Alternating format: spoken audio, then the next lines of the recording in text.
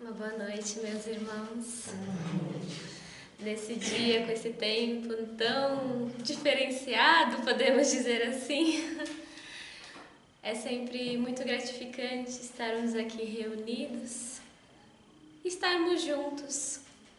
Talvez alguns não possam estar aqui presentes de corpo, estejam assistindo das suas casas, ou vejam a gravação depois.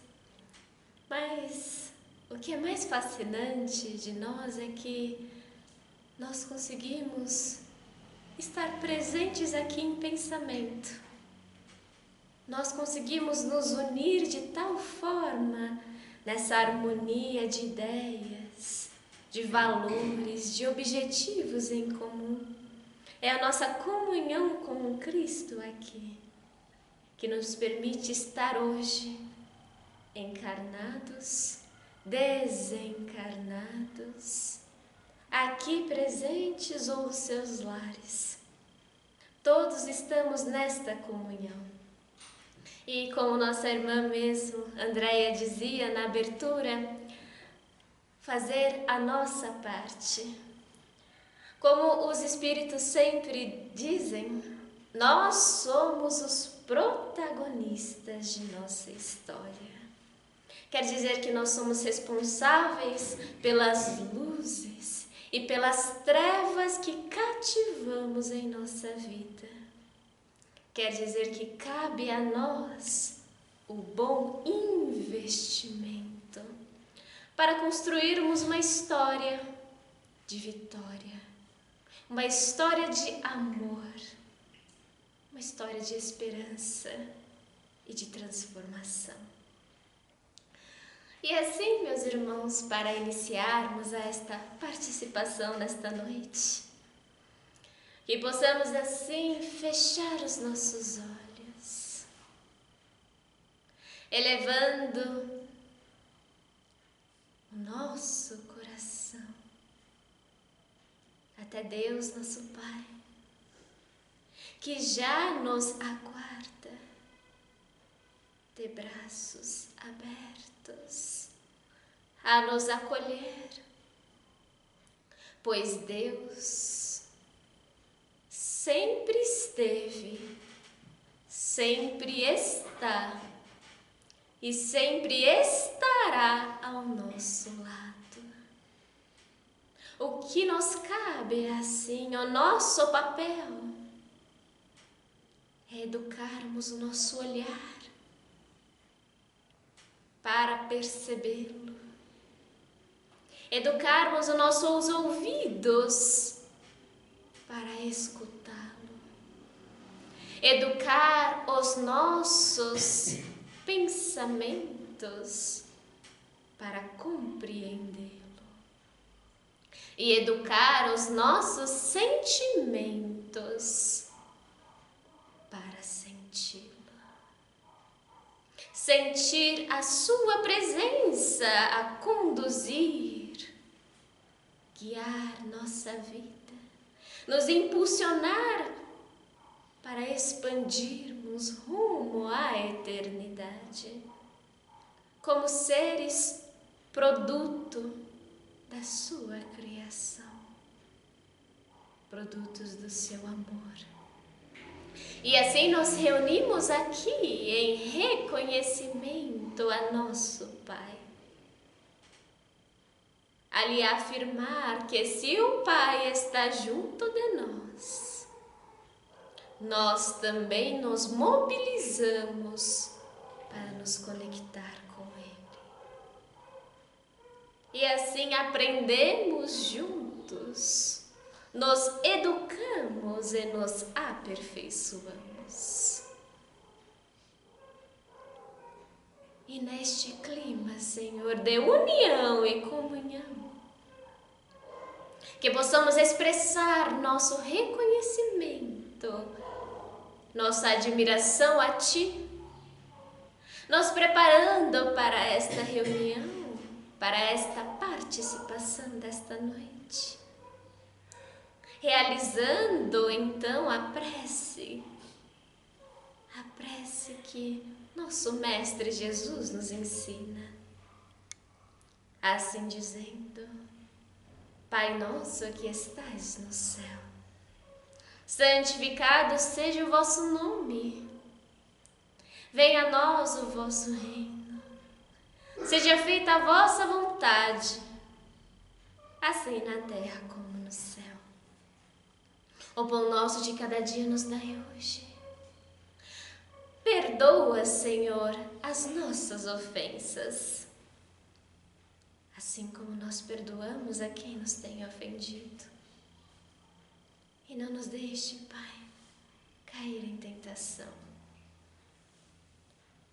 mas livrai-nos do mal. Que assim seja. Bom, meus irmãos, hoje eu vou começar de uma forma um pouquinho diferente. Começar com a experiência que me inspirou a esta palestra. Há algumas semanas atrás, eu estava mexendo na televisão quando de repente eu passei por um canal infantil. E nesse canal estava passando um desenho que, para minha geração, e não sei, talvez também para a de vocês, por que não, é um ícone, chamado As Meninas Superpoderosas.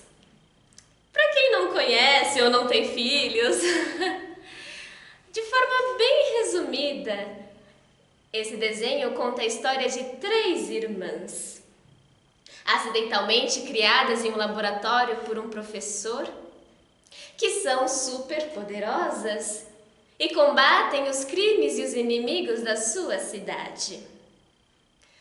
E todo o início de episódio, na sua abertura, o narrador fala: açúcar, tempero e tudo o que há de bom.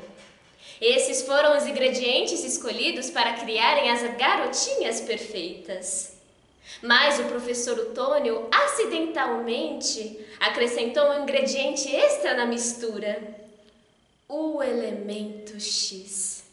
E assim nasceram as meninas superpoderosas, com seus ultra superpoderes. Florzinha, lindinha e docinho.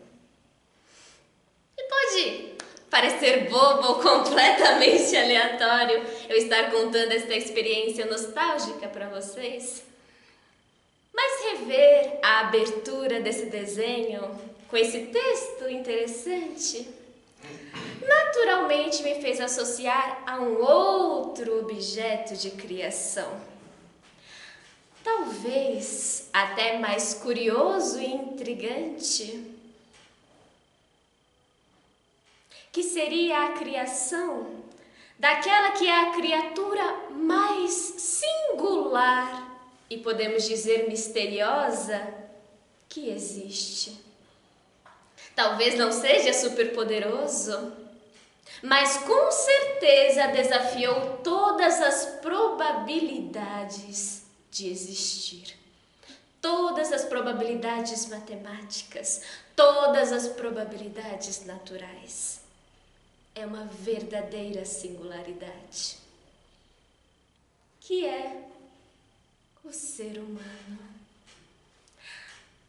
Pois, vejamos bem, como nós podemos nos definir? O que somos e o que nos torna tão diferentes, tão singulares. Se pensarmos agora, talvez não tenhamos respostas perfeitas para estas perguntas. Por isso que o objetivo da palestra de hoje é nos convidar a uma autorreflexão do então despertar do ser espiritual.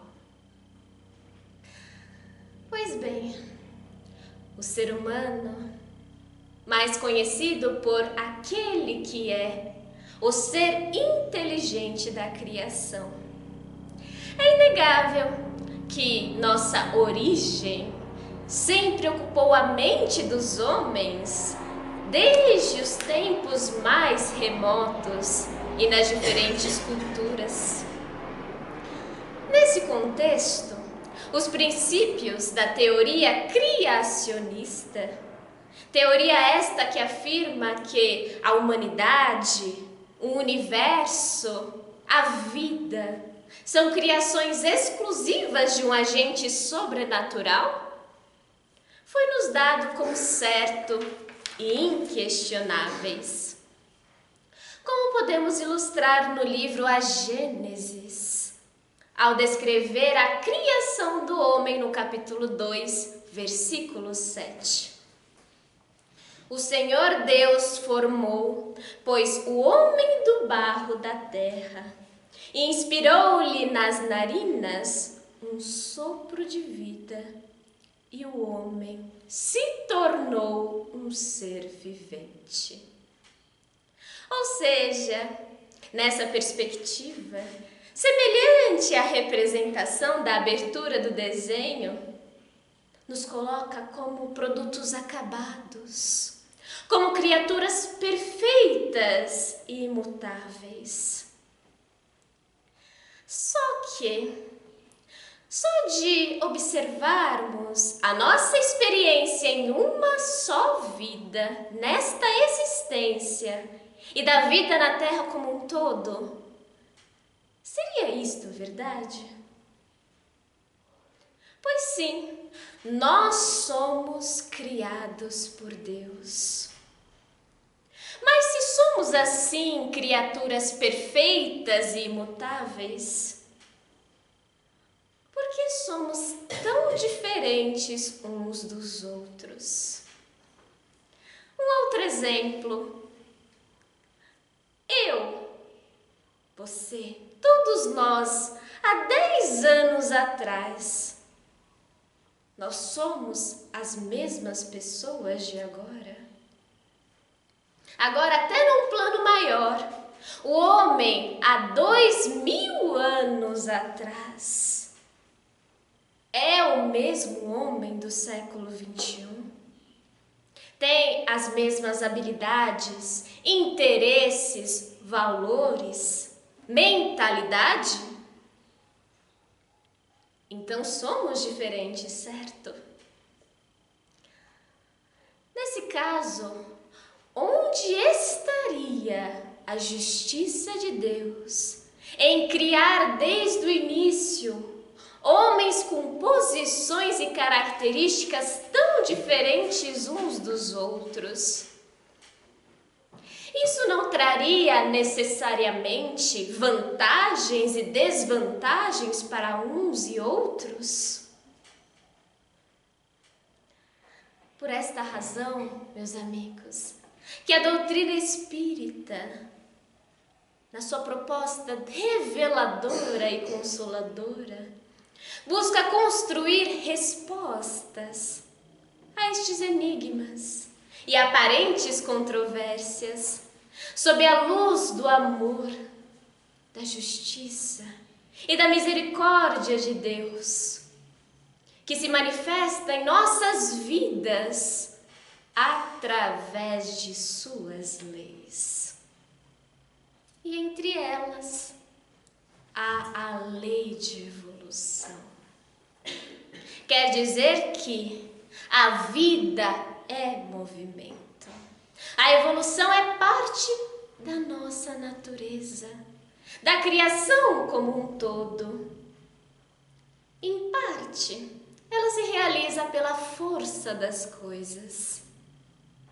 E em outra, pelo esforço evolutivo meu, de cada um de vocês, de todos nós, como protagonistas de nossa história. Ou seja, nós, seres criados por Deus, somos em essência agentes inteligentes, criados simples e ignorantes, feito crianças, vivenciarmos os estágios naturais e graduais de desenvolvimento e amadurecimento espiritual a cada encarnação. Assim, nesta jornada única, nós construímos nossa consciência, individualidade, livre-arbítrio, raciocínio, inteligência, senso moral e demais valores, atributos e faculdades que nos tornam este ser único, inigualável. Ou seja, nós nos caracterizamos por esta soma de experiências e conhecimentos conquistados ao longo de nossa existência. Somos, de tal forma, produtos de uma história, deste acúmulo de conhecimento, ideias, ideais, escolhas, erros, acertos, realizações, encontros, relacionamentos e aprendizados. Desta forma, nós assumimos funções diferentes, desempenhamos papéis, sustentamos compromissos e objetivos de acordo com as experiências e aprendizados que necessitamos passar, com as virtudes que precisamos desenvolver, com as reparações que devemos fazer e com os reajustes necessários à nossa intimidade. Vamos então determinando um caminho, uma trajetória única que nos permite ir além, nos permite potencializar. Por esta razão que nós não somos perfeitos, não somos criações acabadas e imutáveis. Deus nos fez perfectíveis. Nós temos os germes do aperfeiçoamento dentro de nós, que nos permite ser únicos. Como o Espírito, algumas semanas atrás, durante uma reunião mediúnica, nos falou, nós somos realizadores, somos inventivos, somos criativos, buscamos nossas descobertas.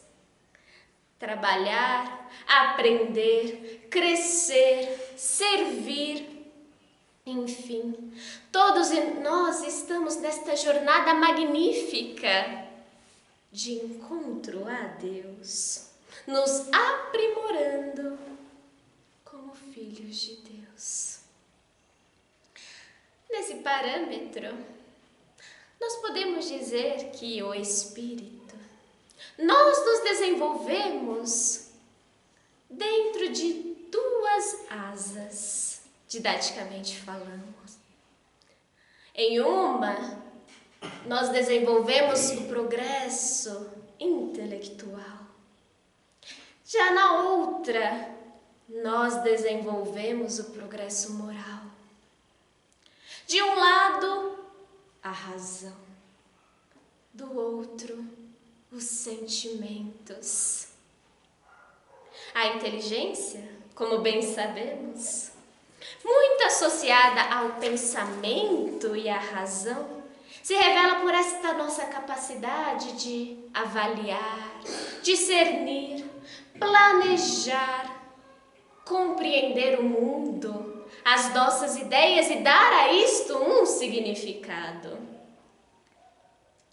Já a moralidade, talvez um conceito que nós ainda estamos descobrindo, é a regra do bem proceder. Isto é a nossa faculdade de distinguir o bem do mal. Ela é muito mais do que somente um conjunto de regras, de bons costumes, do que temos que fazer, do que é certo, do que é errado, do que é bom, do que é ruim. A consciência moral é este campo prático que temos de agir, refletir. Ela se funda no nosso íntimo, sob a observância da lei de Deus. É o nosso elemento de conexão com o divino. Dessa maneira, o indivíduo moralizado é aquele que busca um sentido para a vida dentro de um contexto maior e que procede bem quando tudo faz pelo bem de todos. É esta relação que construímos assim, eu, o próximo e Deus. E como falei, são duas asas e representando por duas asas, isso significa que ambas precisam andar juntas, caminharem uma ao lado da outra. Nisso que irá residir a transformação profunda de nós.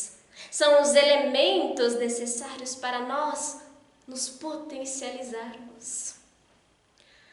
Mas, porém, contudo, entretanto e todavia, quando olhamos ao nosso redor, é inegável que o progresso intelectual se apresenta de forma mais considerável que o moral, não é mesmo? Nós podemos ver pelas magníficas conquistas da ciência e da tecnologia que mudou toda a nossa forma de viver. Temos o celular, temos o computador que nos permite conectar com o outro lado do mundo. Mas, no campo moral, ainda vivemos intensas contradições. E são as glórias da inteligência e as misérias do sentimento. Inclusive, nesses tempos, se o horário me permite contar,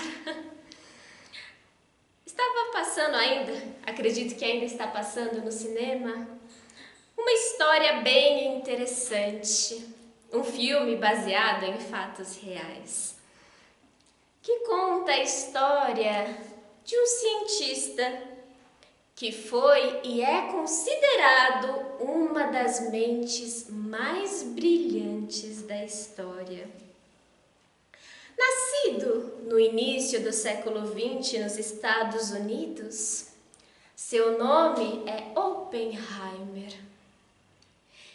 E esse cientista era um verdadeiro prodígio no campo da química e da física.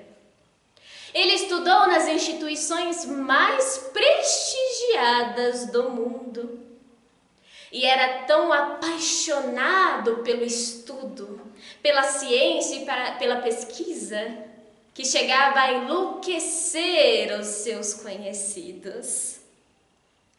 E claro que por esta genialidade ele era reconhecido admiravelmente pelo mundo acadêmico. Mas aí veio a Segunda Guerra Mundial. Em torno de 1939 a 1945, onde este cientista foi convidado a trabalhar em um projeto bastante famoso e polêmico, chamado Projeto Manhattan. Em razão do seu amplo e admirável conhecimento em física nuclear, em anatomia, em teoria quântica.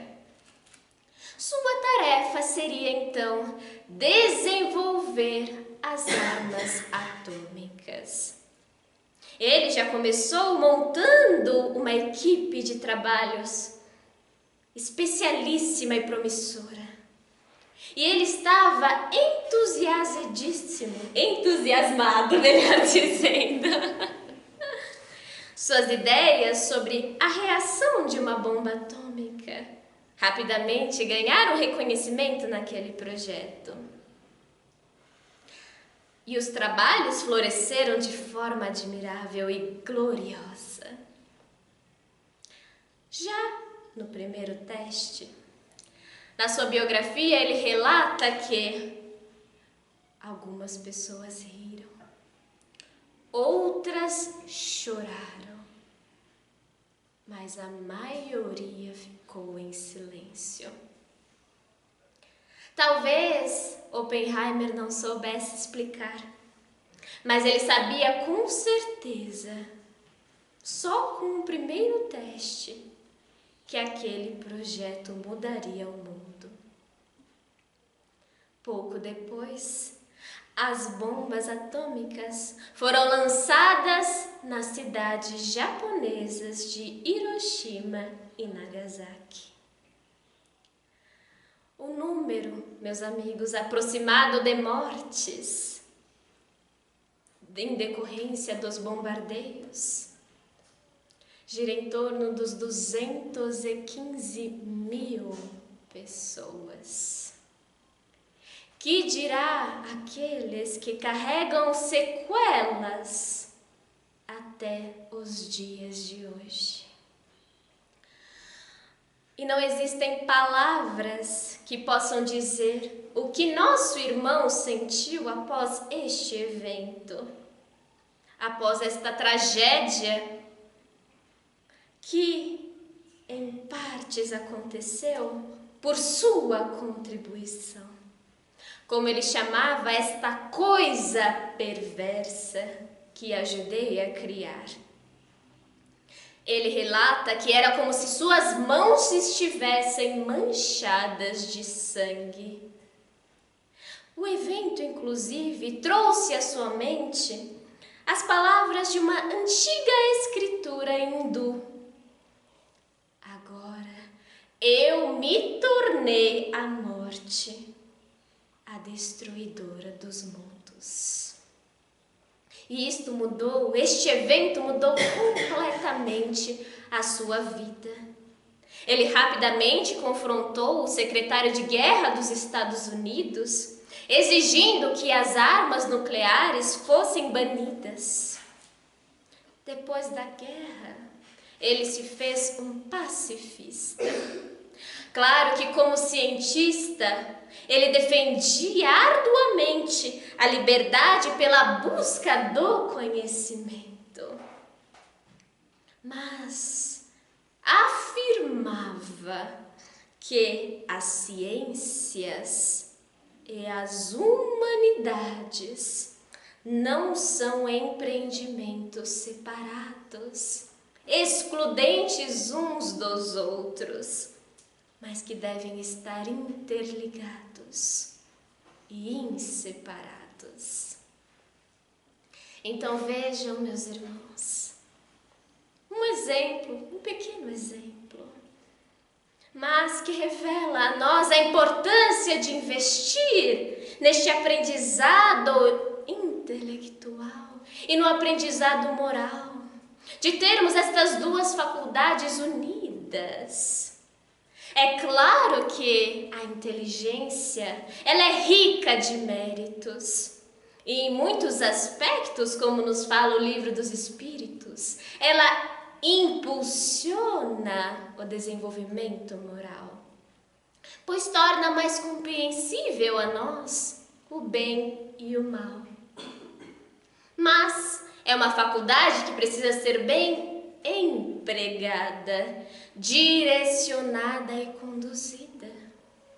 E da mesma forma, o senso moral deve vir acompanhado do raciocínio e do discernimento, para que não se transforme em fanatismo. É necessário, pois, a união de ambos, pois assim fazendo, nós conseguimos compreender o mundo, pautar as nossas condutas e nos direcionar para onde queremos. E o que nós queremos? O que nós buscamos? Sermos seres virtuosos, não é mesmo? Alcançar esta plenitude espiritual, integrando-nos à realidade maior. E são chegados, como nos diz o livro A Caminho da Luz, são chegados os tempos de um reajuste dos valores humanos, onde a espiritualidade, isto é, esta busca por um sentido da vida, por uma conexão maior do que nós mesmos. A espiritualidade precisa integrar o nosso ser, para que façamos esta jornada de homens físicos, que agora somos, para homens espirituais. É desta forma que nós nos expandimos. E é certo e incontestável que qual é o nosso referencial para esta jornada? Quem mais poderia ser do que o nosso mestre, o nosso guia, a nossa referência do bem proceder, que é Jesus Cristo? Pois Jesus nos ilustra esta jornada através do seu próprio exemplo e nos inspira a nos transformarmos, a protagonizarmos uma história de vitória, uma história de transformação, uma história de elevação em comunhão com Deus. Ele nos guia, direta e indiretamente, a caminho da luz, assegurando-nos a nossa vitória e a nossa transcendência para a vida maior. Por isso que o Mestre mesmo diz: eu sou o caminho, a verdade e a vida. Ninguém vai ao Pai senão por mim. Mas também nos coloca como protagonistas de nossa própria história, uma vez que nós somos deuses, filhos do Altíssimo. Somos filhos de Deus e podemos fazer o que o Mestre construiu e muito mais. Basta o nosso investimento para cultivarmos luz, para cultivarmos amor. Para finalizar, parafraseando a obra espírita de Emmanuel, Nascer e Renascer, através de 1000 formas, somos hoje, qual ontem, viajores do tempo, em trânsito, pois bem, da sombra para a luz. Milhares de berços, túmulos e experiências assinalam a nossa marcha nos carreiros evolutivos. E se a névoa do passado ainda nos oculta a visão, na atualidade já se nos faz possível prever com Jesus a alvorada renovadora. Então é tempo de trabalho, tempo de renovar os sentimentos, pois até estávamos discutindo durante a reunião de segunda-feira do Evangelho no Lar. Nós nos expandimos tanto, descobrimos tanto do mundo, do universo. mas continuamos a ser desconhecedores de nós mesmos. Então, o trabalho é reposicionar agora o nosso olhar e o nosso investimento para dentro de nós e descobrir essa preciosidade que chamamos de ser humano. Descobrir esta preciosidade que chamamos de ser espiritual. E assim, meus amigos, através desta palestra que evoca a nossa história, que evoca esta trajetória carregada, sim, de muitos erros, de dificuldades, de desafios, de falhas, mas também enriquecida pelos aprendizados, pelos acertos e por este esforço de vitória, por este esforço de transformação. E nesta jornada, Senhor, temos como papel principal de protagonizarmos uma história de luz, onde cultivamos os bons sentimentos e as boas virtudes, ressignificamos os nossos erros e nos posicionamos para a eternidade. Cada respirar, somos um ser diferente. Cada encarnação nós acumulamos um legado único, um aprendizado novo, que vai nos construindo, que vai nos aperfeiçoando. E nós sabemos, Senhor, que em tempos de tantas mudanças, o Senhor é este elemento constante em nossa existência, a nos conduzir, a nos consolar, a nos impulsionar, sempre em frente, sempre para o alto.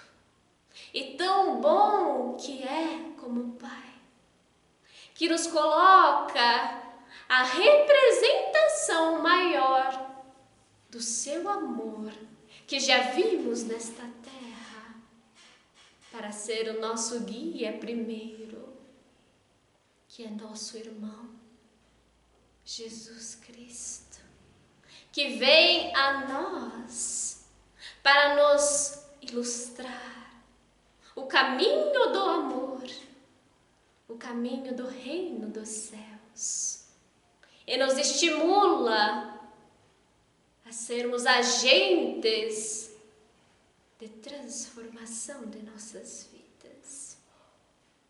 E agora, Senhor, nós podemos dizer-te: Senhor, o que queres que eu faça? Como podemos colaborar para a tua seara? Seara esta, em que nos fazemos trabalhadores e obreiros, mas também nos fazemos aprendizes, aprendizes da vida, aprendizes da eternidade.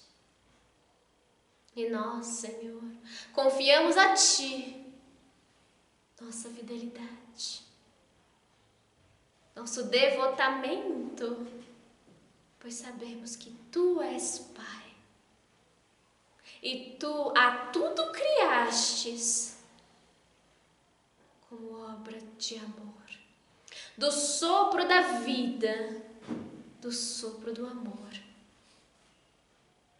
Nós nos manifestamos e nos tornamos instrumentos deste mesmo amor. E assim, para darmos por término a esta palestra, que possamos assim realizar a prece que o Senhor nos ensina, assim dizendo: Pai nosso que estais no céu, santificado seja o vosso nome. Venha a nós o vosso reino. Seja feita a vossa vontade, assim na terra como no céu. O pão nosso de cada dia nos dai hoje. Perdoa, Senhor, as nossas ofensas, assim como nós perdoamos a quem nos tenha ofendido. E não nos deixei, Pai, cair em tentação. Livra-nos, Senhor, de todos os males. E que assim